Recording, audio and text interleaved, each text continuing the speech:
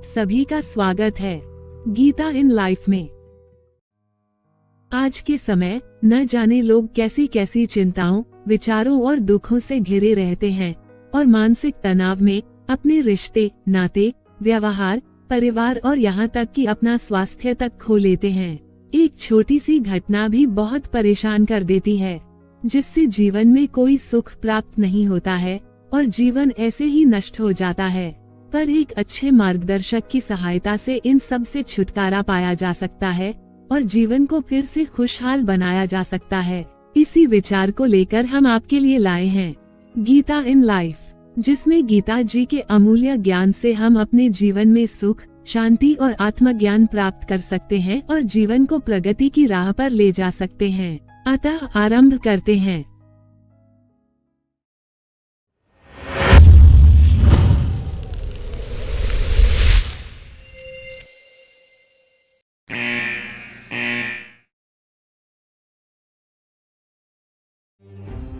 अत्र शूरा महेश्वासा भीमार्जुनस्मा युधि युयुधानो विराटश्च द्रुपदश्च महारथः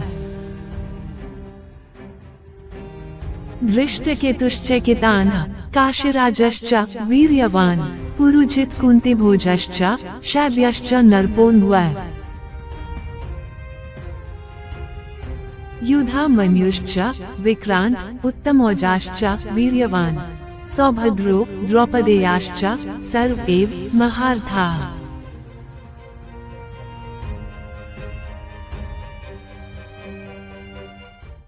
इन श्लोकों में दुर्योधन द्रोणाचार्य को पांडवों की सेना को दिखाते हुए कहते हैं कि हे आचार्य, यहाँ पांडवों की सेना में बड़े बड़े शूरवीर हैं, जिनके बहुत बड़े बड़े धनुष है, तथा जो युद्ध में भीम और अर्जुन के समान है। उनमें युयुधान, सात्यकी, राजा विराट और महारथी द्रुपद भी है। दृष्टकेतु और चेकितान तथा पराक्रमी काशीराज भी है। पुरुजित और कुंतीभोज ये दोनों भाई तथा मनुष्यों में श्रेष्ठ शैब्य भी हैं।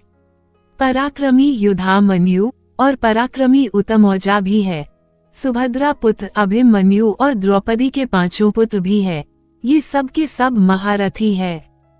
इन श्लोकों में दुर्योधन कभी धृष्टद्युम्न की बातें करते हैं तो कभी पांडव सेना के योद्धाओं के पराक्रम की जानकारी देते हैं। आखिर क्यों? उन्हें ऐसी कौन सी बात का डर था जो उन्हें ये कार्य करने के लिए मजबूर कर रहा था? क्या आप यह जानते हैं? अगर नहीं जानते तो हम दुर्योधन के इस डर को समझने का प्रयास करते हैं। सबसे पहली बात तो ये कि वे गुरु द्रोणाचार्य के पास ही क्यों गए। दूसरी बात ये कि वे सेना की रणनीति बनाने के स्थान पर उनसे पांडवों की सेना को लेकर ऐसी बातें करना, ये दोनों बातें ही दुर्योधन के अंदर छिपे किसी डर को बताती है। अगर ऐसा नहीं होता तो दुर्योधन को पांडव सेना की व्यूह रचना को देखकर अपनी सेना के लिए उचित रणनीति बनानी चाहिए थी और उन्हें गुरु द्रोणाचार्य के स्थान पर पितामह भीष्म के पास जाना चाहिए था, क्योंकि वे ही उस समय सेना के सेनापति थे। पर ऐसा नहीं हुआ। हो सकता है कि दुर्योधन के मन में ये डर हो कि पितामह भीष्म तो उनके सगे हैं, उनके पितामह है, उनसे उनका खून का रिश्ता है, इसलिए वे न चाहते हुए भी कौरवों के तरफ से ही लड़ेंगे और उनकी वो प्रतिज्ञा की जब तक जीवित रहेंगे तब तक हस्तिनापुर की रक्षा करेंगे। और उस समय हस्तिनापुर के राजा धृतराष्ट्र थे, जो कि दुर्योधन के पिता थे। इन कारणों से पितामह भीष्म को तो कौरवों के पक्ष में ही लड़ना था, भले ही उनका खून का रिश्ता पांडवों के साथ भी हो। आपने पितामह भीष्म की प्रतिज्ञा के बारे में तो सुना ही होगा। अगर नहीं सुना है तो हम आपको संक्षिप्त में जानकारी देते हैं। कहानी की शुरुआत राजा शांतनु से होती है। शांतनु हस्तिनापुर के राजा थे। एक दिन गंगा नदी के किनारे भ्रमण करते समय उन्हें एक सुंदर युवती दिखाई देती है और राजा शांतनु उसकी सुंदरता के कारण उससे प्रेम कर बैठते हैं। वे उसके पास जाकर उसका नाम पूछते हैं और वो कौन है, कहाँ पर रहती है इत्यादि। वह युवती अपनी जानकारी देते हुए कहती है, मेरा नाम गंगा है और मैं देवलोक से आई हूँ। अपनी संपूर्ण जानकारी देती है। राजा शांतनु उनसे विवाह का प्रस्ताव रखते हैं। गंगा उनसे विवाह के लिए तैयार हो जाती है और एक वचन लेती है कि वो जो भी कार्य करेगी, राजा उनसे कोई भी कारण या सवाल जवाब नहीं करेंगे। राजा यह वचन दे देते हैं और उनका विवाह हो जाता है। कुछ समय गुजरता है, गंगा माता बनती है और शांतनु पिता। एक दिन गंगा अपने पुत्र को नदी में प्रवाहित कर देती है और राजा शांतनु उन्हें देखकर हके बके रह जाते हैं। वे गंगा के पास जाते हैं, पर उन्हें वह वचन याद आ जाता है जो उन्होंने विवाह से पहले गंगा को दिया था, और वे इस घटना को अपने मन में लिए चुप रहते हैं। कुछ समय बाद गंगा फिर एक पुत्र की माता बनती है और उसे भी नदी में प्रवाहित कर देती है, और राजा शांतनु ये सब देखकर अपने वचनों के कारण शांत रहते हैं। इसी प्रकार गंगा अपने 7 पुत्रों को नदी में प्रवाहित कर देती है, जिससे राजा शांतनु को चिंता होती है कि अगर ऐसा ही चलता रहा तो उनका वंश कैसे आगे बढ़ेगा, हस्तिनापुर को कौन संभालेगा, उसे नया राजा कैसे प्राप्त होगा। और वे निर्णय करते हैं, जो भी होगा अब वे गंगा को ऐसा नहीं करने देंगे। जब गंगा 8वें पुत्र की माता बनती है, वह उस पुत्र को भी नदी में प्रवाहित करने के लिए जाती है, तो शांतनु उन्हें रोक लेते हैं और ऐसा करने का कारण पूछते हैं। गंगा उन्हें कहती है कि हे महाराज, मेरे 8 पुत्र 8 वशु है। वशु अर्थात एक प्रकार से देवता ही होते हैं। तो गंगा कहती है, हे महाराज, मेरे 8 पुत्र 8 वशु है।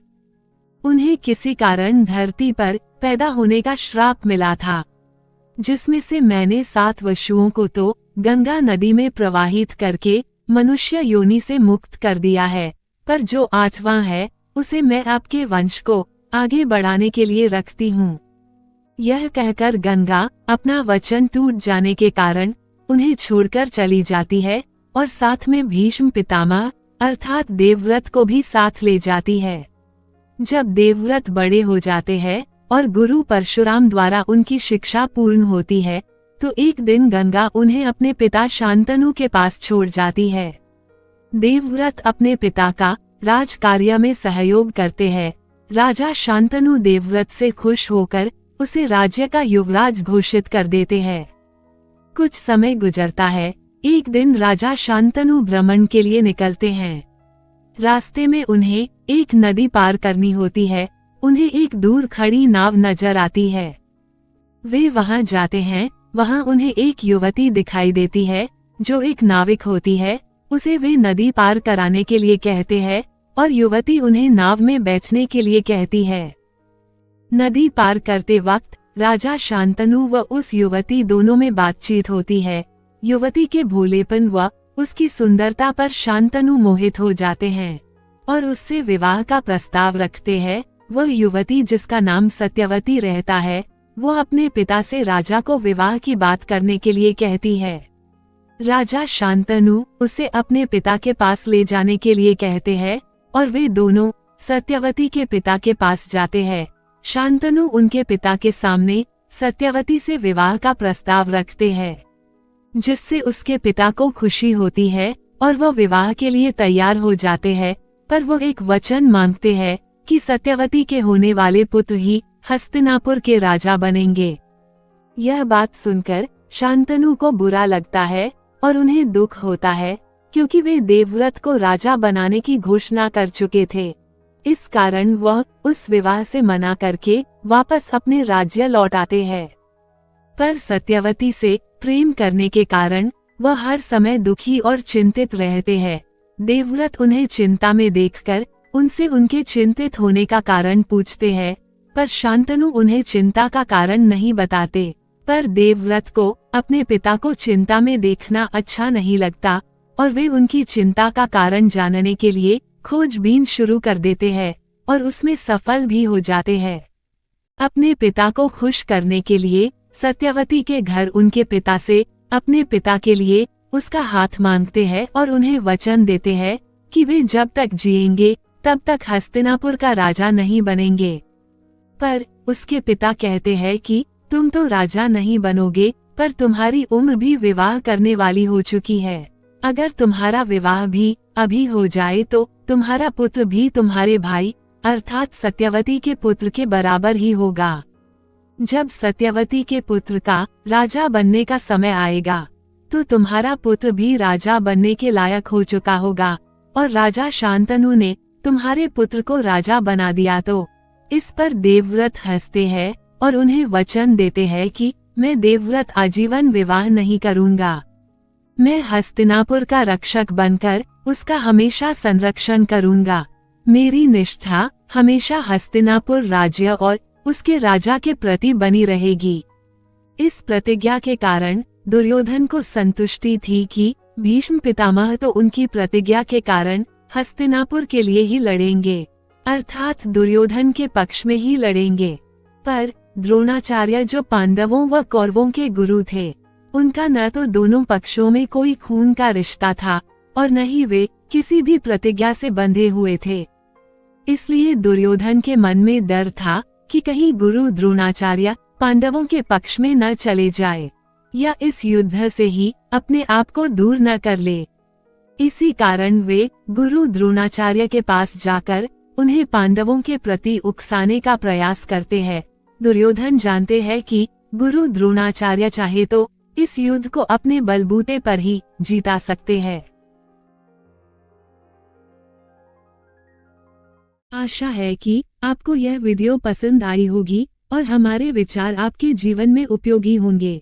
इसी प्रकार आपका सहयोग, लाइक, शेयर और सब्सक्राइब हमें आगे बढ़ने की ताकत देगा।